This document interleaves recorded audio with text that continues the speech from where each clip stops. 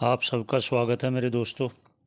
श्वेतर उपनिषद में सबके मंगल की कामना करते हुए शांति पाठ कर लेते हैं। ओम सहनावतु सहनौ भुनक्तु सह वीर्यं करवावहै तेजस्विनावधीतमस्तु मा विद्विषावहै। ओम शांति ही शांति ही शांति ही। आइए पहले मंत्र उच्चारण कर लेते हैं। यो ब्रह्माणं विदधाति पूर्वं यो वै वेदांश्च प्रहिणोति तस्मै तमहं देवात्मबुद्धिं प्रकाशं मुमुक्षुर्वै शरणमहं प्रपद्ये।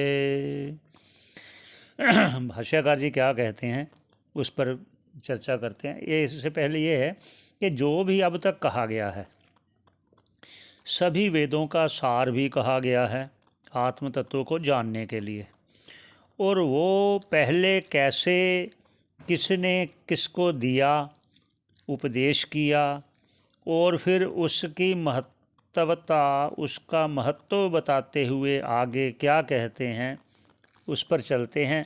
इस मंत्र में ही कहा गया है। आइए।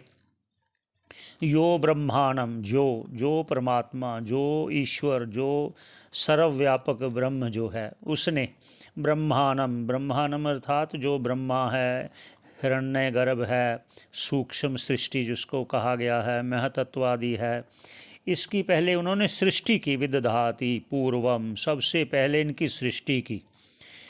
यो वही, उसी ने निस्संदेह वेदांश, वेदों को, प्रहिणोति तस्मै, उनको बताया, वेदों को उनको बताया, उनके लिए उपदेश किया। तमेव परमात्मानम, उसी परमात्मा को देवात्म बुद्धि प्रकाशम, उसी परमात्मा के द्वारा ही हम उस जो अपनी बुद्धि को भी जानते हैं, अर्थात वो प्रकाशित करता है।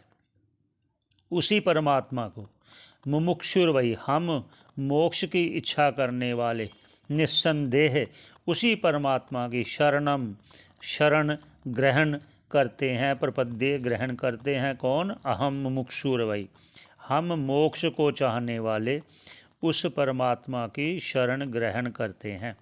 ये अर्थात कहा गया है कि जब तक ईश्वर शरणागति नहीं होगी तब तक आत्म तत्व को जानने में प्रेरणा और सहायक जो ईश्वर है वो ईश्वर सहायक नहीं होता। इसलिए शरणागति अति आवश्यक है। शरणागति के साथ साथ उसका भजन, सुमिरन, ये क्यों कहा गया है वो आगे कहेंगे। उसका भी अर्थ है, जो ईश्वर का भजन कहा गया उसका भी अर्थ है, वो भी आगे कहेंगे।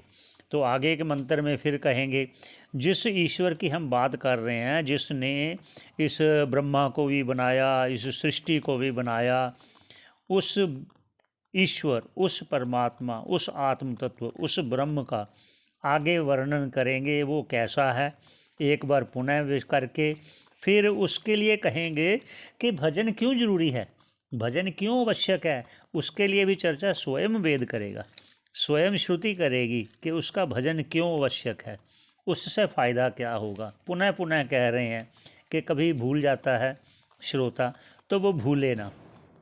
इसलिए आगे के मंत्र में फिर चर्चा करेंगे उस आत्म तत्व का, फिर लक्षण बताते हुए, स्वरूप बताते हुए कैसा है वो फिर आगे कथन करेंगे। यहीं पर विश्राम देते हैं, सभी के मंगल की कामना करते हुए, सभी का कल्याण चाहते हुए।